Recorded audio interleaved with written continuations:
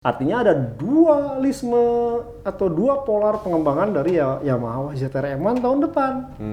Buat Quartararo dan buat Morbidelli. Ya. Tuh. Buntut yang baru. Buntut yang baru tuh.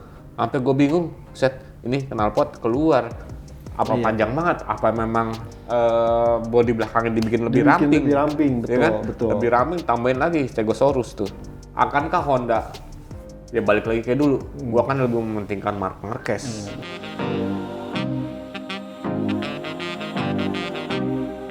Assalamualaikum. Waalaikumsalam warahmatullahi wabarakatuh.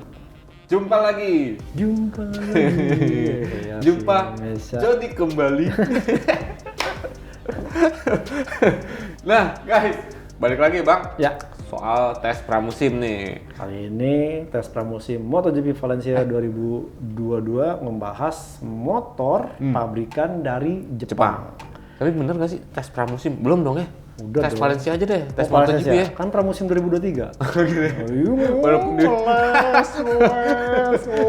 Bisa aja. Udah kayak bajai. Bajai kalau udah macet Oh, set. BMW. Bajai merah warnanya. Oh, salah lo, orange kali. sekarang orange Iya, ya? kan emang orange, Bang. Loh, ya kan dibilangnya BMW dulu. Karena warnanya orange sih, kenapa dibilang merah coba? Iya, Ayo. iya. Dari mana tuh? Unsur merah itu dari mana? Coba teman-teman taruh di kolom komentar tuh Ya, jawabannya. orang tua kita dulu ngeliatnya kali mirip-mirip merah nih. Itu Paling dia. gampang daripada oranye ke merah kan lebih gampang merah. Itu. Coba ya. Yang tahu kasih tuh jawabannya itu di kolom komentar tuh, guys. Karena gue juga nggak tahu. Nah, Oke, guys. setuju. Tes MotoGP Valencia. Tes MotoGP Valencia ya. Iya. Nah, Bang, ini yang tadi sempat kita ngomongin di yang tes motor Eropa. Iya. Seolah-olah Ducati wannabe M1 M1. dan M1 wannabe to Ducati. Gitu. Ini. Menurut Bang Joni, apa yang akhirnya membuat ya ini kalau gue ngeliatnya Yamaha agak sedikit radikal nih. Iya, radikal betul. Radikal, revolusioner. Betul. Nah, ini seolah Quartararo permintaannya dijawab dengan yang tadi Iya, radikal. betul. Ya lu minta top speed, padahal pembalap yang dulu juga kan gitu kan. Betul, Top speed nambah, cengkraman ban belakang tambahin gitu kan. Betul. Nah, ini kenapa akhirnya Ducati Yamaha. Gara-gara mirip Ducati sih. itu dia mengaplikasi pairing yang mirip dengan Ducati. Jadi saya rasa karena pertama dia tahun ini hanya turun hanya 2 pembalap dan itu tim pabrikan. Artinya mau tidak mau ini menjadi gengsi ini buat Yamaha pabrikan all out atau All down. all in lah. Jadi kalau saya lihat ini mau nggak mau Yamaha harus mengubah paradigma sebelumnya. Mungkin dulu bisa masih berharap ya si Mas Satelit nih dijadikan istilahnya riset berjalan. Tapi dengan kondisi saat ini yang ada, dia harus memulai dari awal untuk mendapatkan motor atau setting motor atau riset motor 2023 yang sempurna.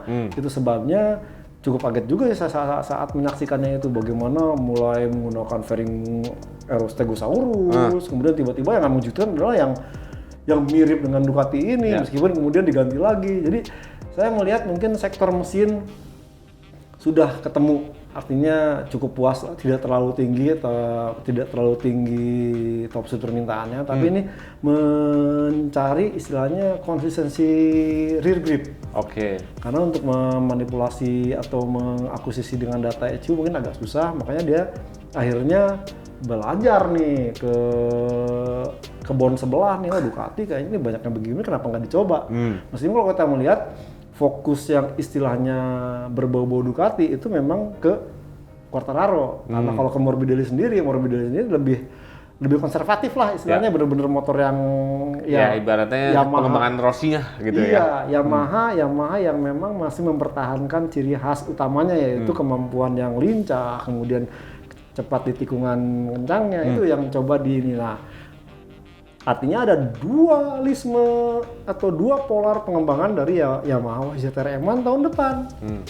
Buat Quartararo dan buat Morbidelli. Ya. Buat Quartararo tentu untuk bisa kembali bersaing memperebutkan juara dunia.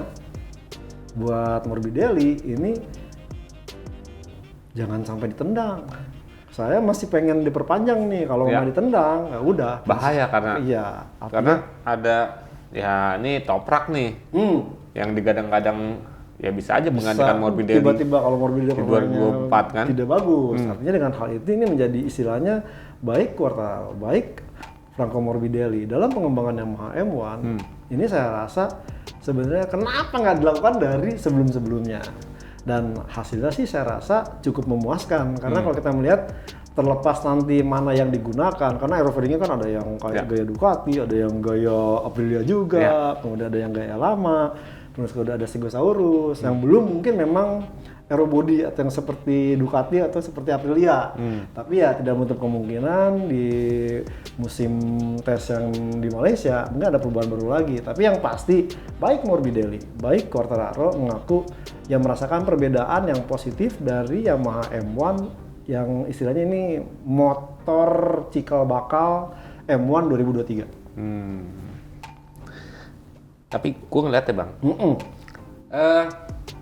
nanggung-nanggung nih. Iya. Apa yang dilakukan oleh Yamaha seolah nanggung. Betul. Karena kalau kita lihat, oke nih, ini firing, ini bisa dikatakan mirip Ducati, Iya. bisa juga dikatakan mirip apa ya? Suzuki mirip nggak sih? Enggak ya? Enggak. KTM? Iya, agak mirip ya? Betul, karena ya Nah, tapi di sisi firing tengahnya nih, firing bawah, tetap bertahan. ini masih mempertahankan M1 lama. M1 lama nih. Betul. Jadi gue bilang, kenapa nggak sekalian aja langsung ya main di ya aerofairing. Padahal ya dulu nih, ini cerita sedikit balik masa lalu. Yamaha dan Toyota bekerja sama Betul. untuk ya membangun mobil balap. Iya. Saat itu namanya Toyota Seven. Nah, itu pengembangan untuk aerodinamis. Ini keren banget nih berdua. Betul. Nah, kenapa untuk di MotoGP nggak dilakukan pengembangan ya yang melibatkan faktor wind tunnelnya yang benar-benar Ya. Mungkin ini ada sedikit istilahnya telat merespons. Karena kalau kita melihat bahwa respons awalnya kan cuman ingin meningkatkan top speed. Tapi kemudian banyak faktor lain. Rear grip agak ada, kemudian kadang-kadang suhu temperatur ban depan bermasalah.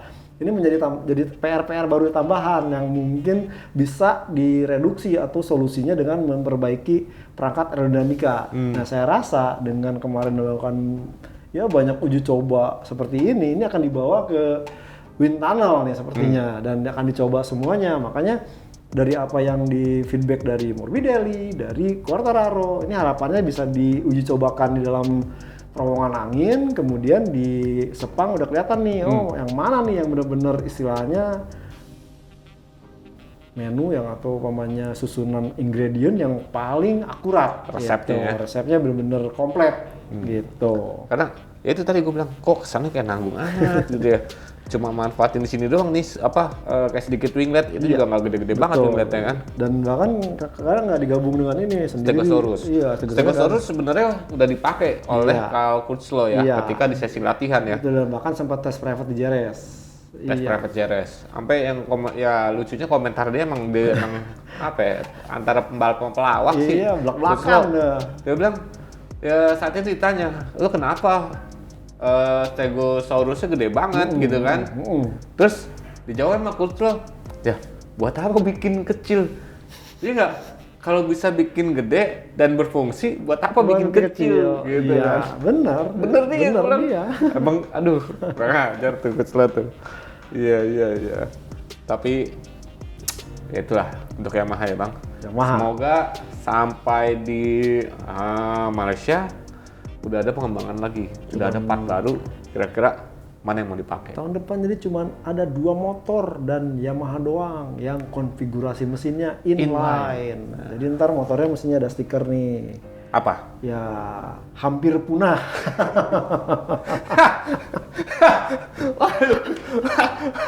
Waduh parah. Loh, iyalah cuma 2. Iya sih emang.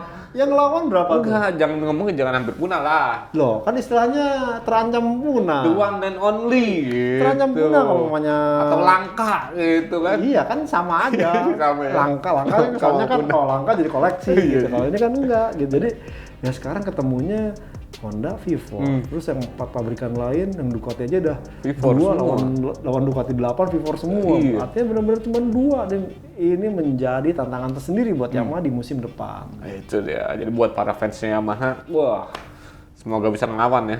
Inline itu lurus, berarti hati kita lurus. Kalau V4, hatinya bercabang dong nih. Iya, cabang. Kacau Bang Joni. Ini ngomongin apaan sih? Iya. Bercabang sama lurus gitu kan. Aduh, ini kita ngomongin ini nih Bang. Waduh, ini macem-macem yang dibawa sama Honda nih. Honda buset emang. Marquez sampai ya udah nggak mau ngelakuin time attack, buat cuma pengen cuma fokus semua aja, kira-kira dicobain. nentuin gitu ya. Semua dicobain, makanya waktunya tidak ada yang benar-benar signifikan karena apa yang dilakukan itu semua menjajal perangkat baru, Ya. mana nih yang cocok. Dan parahnya itu dia bilang semua yang saya lakukan itu hanya lompatan kecil, buset itu semua dipakai kecil, gak ada yang Gitu. besar. Kalau umpamanya mau kompetitif tahun depan harus besar. Nah makanya dia dengan Roman yang agak sedikit menahan emosi kesal gitu, ya? kesal. Loh, kemarin-kemarin kayaknya bagus deh ini. Jadi benar-benar Marc Marquez agak kesulitan nih dengan mungkin kemarin. Ya, saya pikir juga ya waktu kemarin-kemarin dia coba di Aragon kayaknya udah mulai dapat nih. Ternyata didatangkan perangkat baru, semuanya hanya perubahan yang tidak terlalu besar. Jadi belum ada yang istilahnya 50% fix untuk motor di 2023 nanti. Itu menjadi masalah buat ini. Padahal bisa dibilang ini lumayan banyak perubahan ya Bang. Inovatif mereka. Apalagi terobosannya urusan tuh aerofairing, aerodinamika. iya, kalau ngomongin istilah bola tuh udah suruh iya. Tapi masih kurang puas ya Marquez ya. belum Loh, lihat aja nih. Ini fairing tengah, paling tengah fairing atas. ini belum aja pakai Ini belum nih, buntutnya nih. Betul. Buntutnya yang baru. buntut yang baru tuh. Sampai gue bingung, set ini knalpot keluar. Apa panjang banget? Apa memang bodi belakangnya dibikin lebih ramping? betul, Ya kan? betul. Lebih ramping, tambahin lagi Stegosaurus tuh. Jadi belum juga, artinya memang masih sedikit semua. Jadi entah mungkin dia pakai ini cek puas, tapi karena ada hal lainnya berubah, jadi makanya dia tidak bisa mendapatkan pilihan yang sangat memuaskan. Tapi sudah ada gambaran kata Marc Marquez. Ya terlebih kan saat ini yang menjadi acuan bukan hanya dia semata. Ya. Ada Joan Mir, ada Alex Rins, dan juga Nakagami. Nah harapannya dari mereka mungkin akan bisa menyatukan tuh komposisi yang ada sehingga yang awalnya disebutkan oleh Marc Marquez lompatan kecil menjadi lompatan besar nanti di tes Sepang 2023. Oke. Tapi Bang, ini kalau menurut lu ya, performa untuk ya Joan Mir dengan motor baru, dia juga kan mencoba motor yang lama dan juga motor yang baru, sama yang seperti Marc Marquez coba gitu kan. Menurut Bang Joni, kira-kira Honda akan gue berpikir bahwa akankah Honda ya balik lagi kayak dulu, gue kan lebih mementingkan Marc Marquez untuk pengembangan. Yang akhirnya banyak yang bilang, iyalah Honda bikin motor cuma buat Marquez doang. Nah, kalau menurut Bang Joni, Enggak. Dengan hadirnya Joan Mir, Ya. dengan hadirnya tadi Alex Rins, itu gimana? Saya rasa enggak, karena kalau kita ingat terakhir 2019, terus kemudian 2020 agak coba mengubah, terus kemudian Marc Marquez sempat membatalkan kan, yang awalnya fairingnya mirip Ducati, kemudian dibatalkan, ganti yang lebih lama lagi, ternyata itu malah mengakibatkan dia crash dan harus ini. Jadi dengan kondisi yang ada saat itu dan bahkan setelah Marc Marquez sembuh operasi, dia maksud saya setelah dioperasi itu dia mengatakan dia tidak butuh motor yang mengerti atau yang sesuai dengan gaya karakter balap dia. Ya. Tapi saya pengen motor yang bisa juara. Nah dengan kondisi seperti itu artinya Marc Marquez sadar bahwa seandainya dia masih mengandalkan settingan motor yang saat dia belum cedera, ini juga akan membuat dia kesulitan.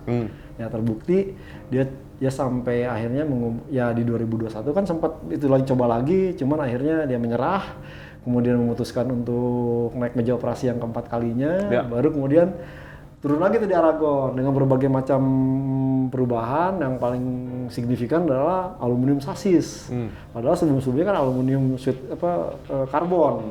Nah dari situ saya melihat bahwa Marc Marquez mulai merasakan enjoy itu. Cuman ya belum bisa menemukan formulasi yang diinginkannya. Nah, harapannya dengan kehadiran Joan Mir, Alex Rins, meskipun keduanya baru pertama kali menjajal motor V4, tapi jangan salah, Alex Rins itu punya kemampuan untuk mengembangkan motor yang saya bilang cukup bagus. Buktinya Honda mempertahankan Alex Rins dari 2015 di Suzuki 2015 ya sampai akhirnya bisa memberikan kemenangan juara dunia bagi Joan Mir. Joan Mir itu kan dia naik MotoGP 2019 dia bersama Suzuki dan bahkan sempat berantakan kan absen atau apa, tapi di 2020 langsung bisa juara dunia. Artinya kemampuan adaptasi Alex Rins dan Joan Mir ini diharapkan bisa mendorong atau meningkatkan pengembangan untuk motor Honda RC 213V 2023. Dan jangan salah, itu sebabnya Nakagami masih dipertahankan. Kemarin Nakagami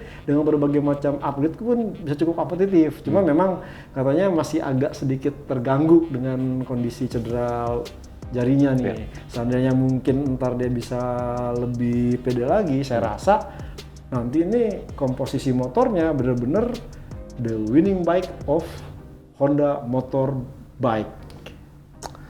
Yakin bang? Yakin dong. Karena memang sih bang, gue ngeliat Alex Rins juga ya dia jago mengembangkan motor. Iya.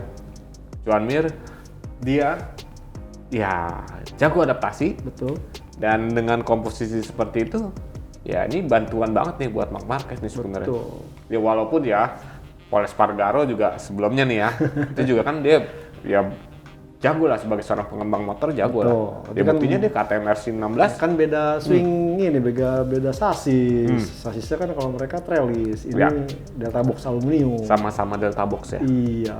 Jadi ini tapi kan beda mesin. Iya, makanya kemarin tuh sempat agak membingungkan buat Alex Rins adalah dia cari ergonomi posisi ridingnya tuh karena agak-agak menyulitkan. Mungkin seandainya dia udah ketemu, ya benar kata yang diungkapkan oleh Andre Dovizioso, yang paling sulit adalah menentukan ergonomi riding position. Seandainya udah dapet, itu lain cerita. Pasti ngikut tuh semuanya, terutama settingan suspensi ini. Nah, mesin tuh sebenarnya nggak terlalu ini, mesin akan ngikut. Nah, saya melihat sih memang kayaknya yang udah mulai lebih tune in antara Alex Rins dengan Joan Mir itu Alex Rins.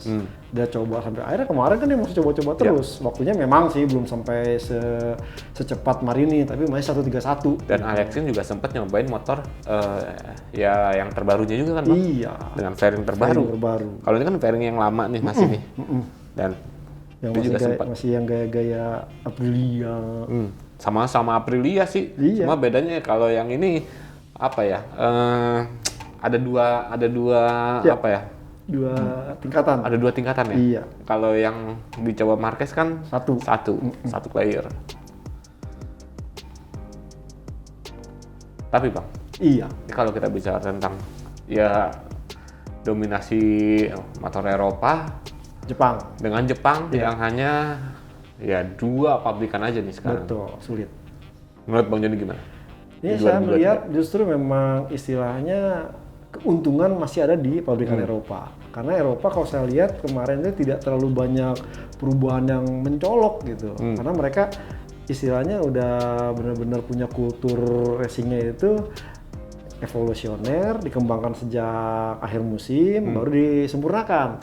Nah kalau kita balik ke Yamaha kehilangan tim satelit. Kemudian dia juga udah dari kapan tahu masalah dengan defisit power. Dan belum terselesaikan, muncul lagi sampai dengar kabar lagi, ya rear gripnya nggak ada lah, itu kan rear grip dari 2017, kok mundur lagi. Kemudian persoalan kalau ngomongnya di belakang motor lawan itu tidak bisa menyalip karena tekanan angin bannya meningkat. Jadi itu yang masih menjadi problem dan butuh istilahnya solusi dan langkah yang cukup signifikan yang harus dilakukan. Nah sementara ya kalau kita lihat Honda dengan segala macam perubahannya juga masih butuh kemapanan nih dan mesti dibuktikan nanti di tes musim Sepang. Kalau sampai bisa menemukan ya tadi yang kata Bang Eka resep komplit, ya mungkin mereka akan bisa. Tapi tentunya harus lihat di ronde awal dulu. Ronde di Portimao ini seperti apa minimal, nih? Kalau kata Rossi ya beberapa race awal ya. 5 race awal. 5 race awal ya. Iya, kalau 5 race awal udah menunjukkan ini pasti bisa. Gue perpanjang lagi kontrak. Betul. Itu dia. Tapi keren loh. Gue pernah bang waktu ke markasnya HRC di Jepang. Di Jepang. Wind tunnel-nya. Oke. Sempat nyobain ngelihat wind tunnel dan juga ngelihat pengetesannya seperti apa. Wah, keren lah. Emang Honda. bener, orang dibungkus Di atas motor, diketin. terus ntar kayak ada semacam alat untuk asap gitu bang. Nah itu kelihatan tuh. Oh, streamline-nya ke sini, arahnya ke sini, anginnya ngebelahnya ke sini, kayak gitu. Keren sih. Nah, makanya ntar nih dua aeropart ya. Yang boleh dikembangkan di satu musim. Satu musim. Jadi hanya 2 yang dihomologasi ya. Iya, betul. Kita nggak tahu nih. Apakah yang benar-benar baru atau yang Aprilia only. Di wannabe. Nah, Bang. Terakhir nih. Oke. Ini entah gue berpikir yang salah. Tapi teman-teman juga bisa kasih komentar. Gue ngeliat dengan rampingnya Yamaha, iya, yang hanya 2 pembalap aja di tahun depan, 2, lu kayak KB, enggak iklan KB, kayak iklan itu mie instan, mie instan, jadi makan mie instan 2 itu kenyang, mie 2, ini soalnya kayak gitu 2 kayak gitu iklan KB. Emang ada yang tahu teman-teman?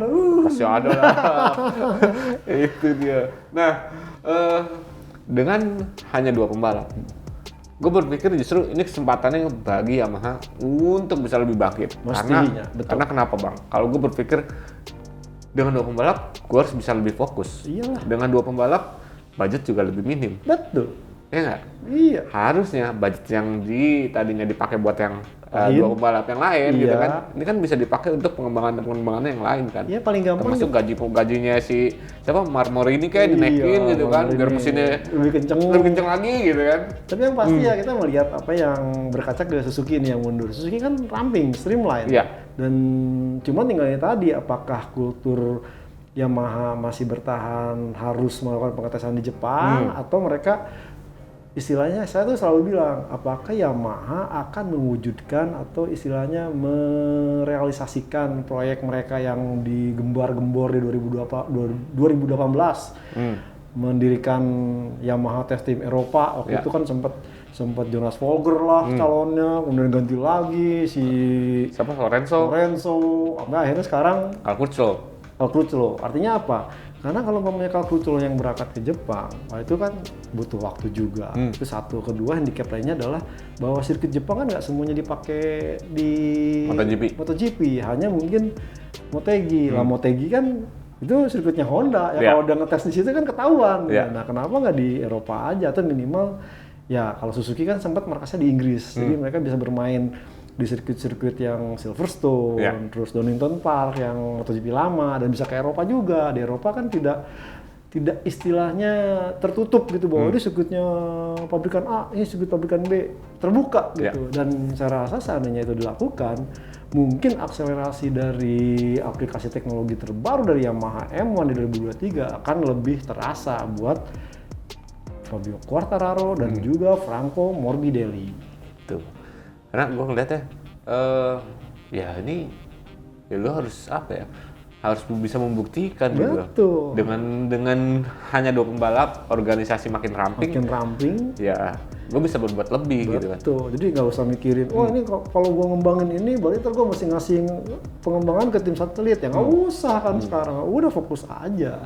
Gitu. Nah, tapi kalau menurut teman-teman gimana ya? Iya, kali aja. Ada pendapat yang berbeda. Pandangan yang berbeda. Gitu.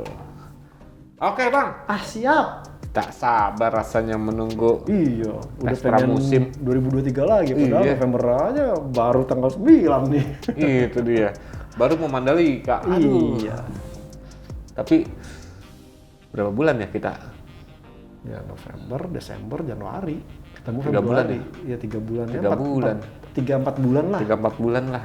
Tanpa MotoGP, tanpa noise suaranya, gimana? Asam tanpa garam. Itu dia. Hambar ya? Hambar. Cuma asam doang. Apa? Cuma asam doang. Kan sayur asam. Iya. Bisa aja. Saya Kabuliansyah dari atas tuh kan ribet kan. Aduh. Oke, Bang. Oke, guys. Siap. Saya Kabuliansyah dari Autores ID dan juga gridauto.com mohon pamit. Dan saya Joni Lona Mulia dari motorplusonline.com turut pamit. Assalamualaikum. Waalaikumsalam warahmatullahi wabarakatuh.